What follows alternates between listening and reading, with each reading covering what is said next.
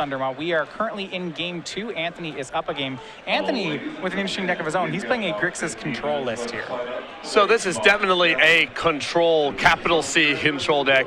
The creatures are Karanos, 4-Snapcaster Mage, 2 copies of Tassiger, the Golden Fang, Batterskull, Cryptic Command, Damnation, Electrolyze, Jace, Architect of Thought, Lightning Bolt, Mana Leak, Remand, Serum Visions, Shadow of Doubt, Spell Snare, Terminate. This is a classic control deck right here. It is a bunch of kill spells and counter spells. So looking at the board here, right now we have Reid Duke at 15. He has 3 lands in play, a Liliana on 5 and a Tarmogoyf. Anthony, fetching up his 4th land. A slew of spells in the yard for both players. Tarmogoyf's pretty sizable right now. Anthony, though, fetching up land 5 is going to have access to the Batterskull in his hand, which we do now see. Now, a problem card for Anthony's build here is definitely Liliana the Veil. Not a lot of ways to get this off the table once it resolves. The plus power, very potent against what this deck is up to. Yeah, so we see a Germ Token made here. We're back over to Reid. Liliana on 5, has a 4/5 Tarmogoyf. It is big enough to swing past to the Batterskull, but Reid may just kill off the Germ Token anyway. 1 card in the hand of each player, it looks like. So tempting for Reid to plus Liliana as well. Yep.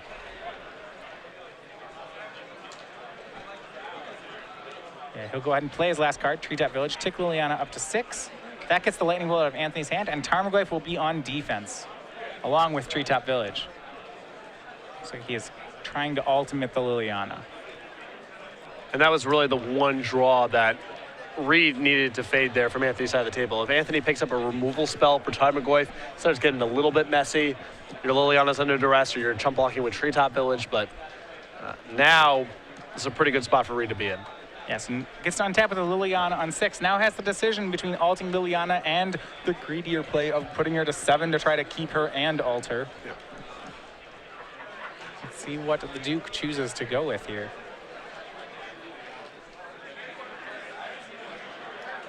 I'm gonna take it safe. Ultimates the Liliana. Anthony did have a chance to could have responded there and bounced his Batterskull.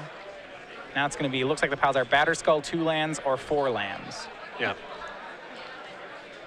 And Reid also doing a good job of separating the Germ Token and the Batterskull, so Anthony will not get a 4/4 creature no matter how he picks it. Very nice. And I like this split a lot. Batterskull against 2 lands looks about right to me. It's a little bit fuzzy, but I don't think you want to split 3 lands and Batterskull against 3 lands. That doesn't make very much sense. Also note, if Anthony keeps 4 lands here, Reid's put all of Anthony's black sources in the pile with Batterskull. So Anthony would be down a color. Yep.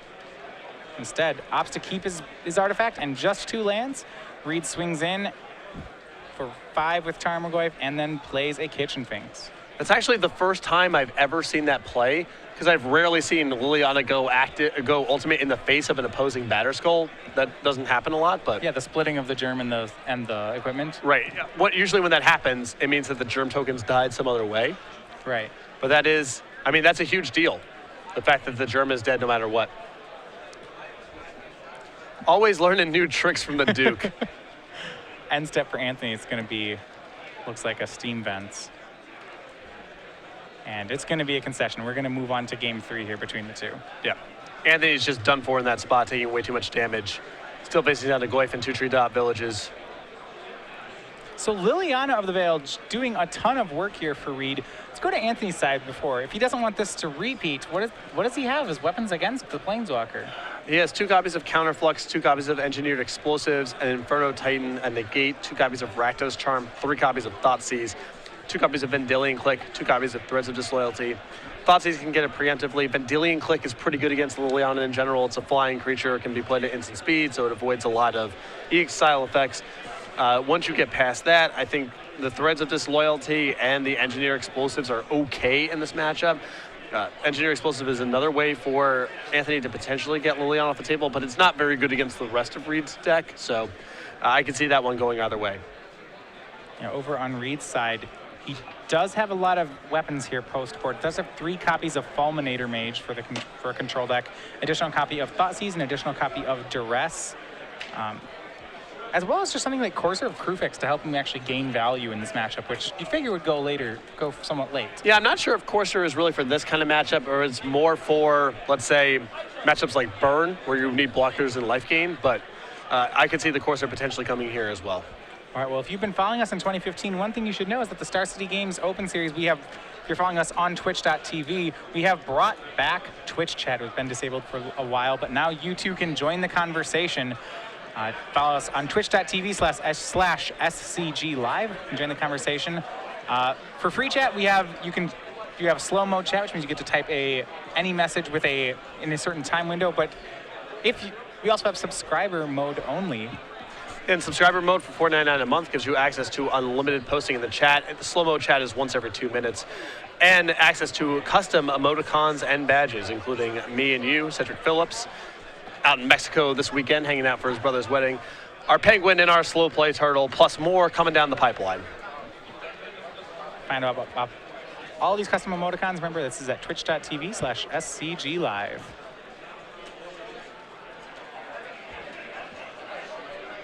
Very interesting to see Reid here sticking with Jund.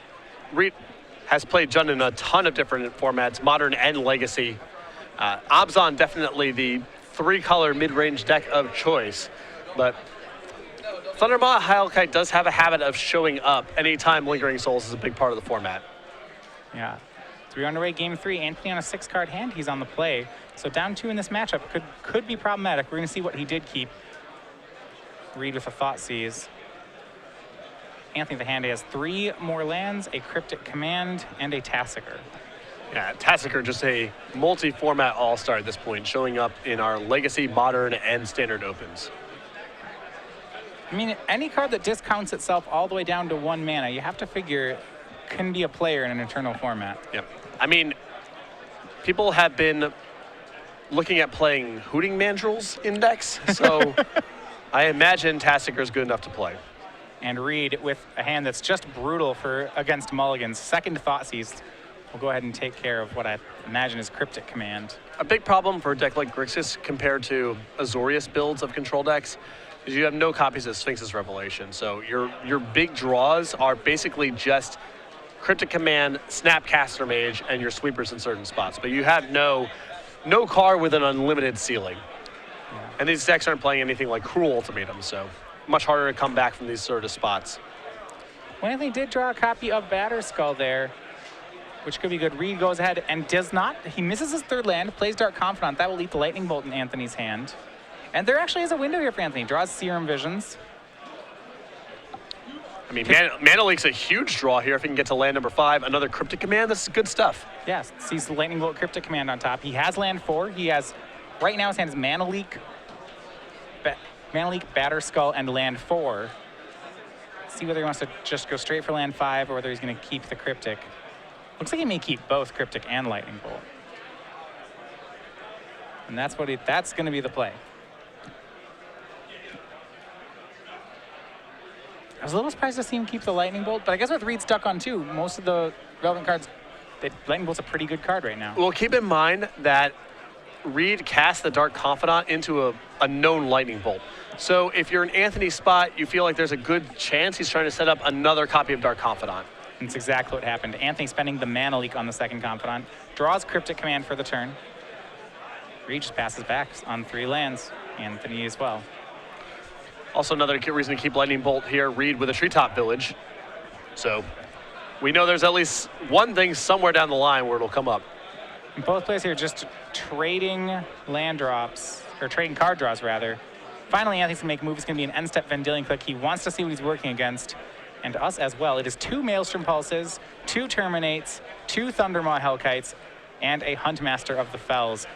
The lack of red mana is really getting tough for Reid right now. Surprising, because it was the same story in game 2 that we hopped into. It looked like a Golgari deck, but Reid with a bunch of red cards in his deck, obviously, and just hasn't found red mana yet. Yeah, the only card he can cast are these 2 Maelstrom Pulses. Fortunately, that's pretty relevant against the Batterskull that's in Anthony's hand. And with 2 copies of Maelstrom Pulse here, I think Anthony might just say keep it. If there was only 1 copy, you'd imagine he'd get rid of it to clear the way for Batterskull? I think so. I don't mind taking a Maelstrom Pulse here, but I like Anthony's play here.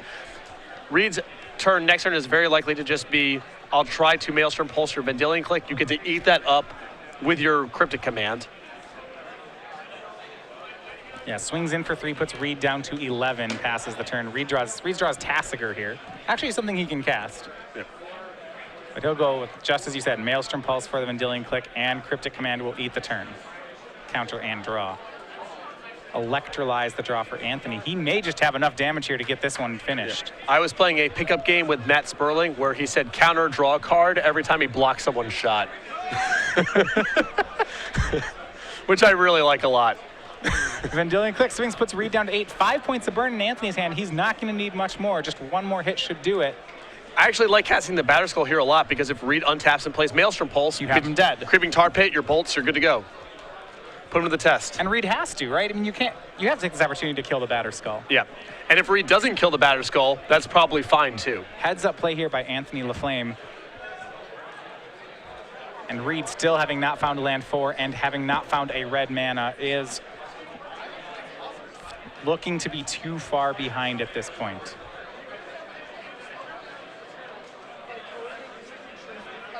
He does have a 1-mana Tasigur available. If he had a red mana, then he could go Tasigur Terminate. Exactly. He could have a good turn with a 4th land or a red source of mana, but Takes the turn to Pulse, and that should be lights out. yeah. Reid never got into a spot where he was casting 2 spells a turn, and it's very hard to beat the card Cryptic Command if you're not casting 2 spells a turn. Anthony to show he has 8 points of damage. And that will be it. Anthony Laflamme moving to 4-0, defeats Reid Duke in 3. Very impressive performance for this Grixis control deck. Again, not a deck that we see a lot of in modern tournaments, but certainly just, you go up and down that deck list, it's nothing but good Magic cards. There's nothing, absolutely. It's not struggling to find good Magic cards to play.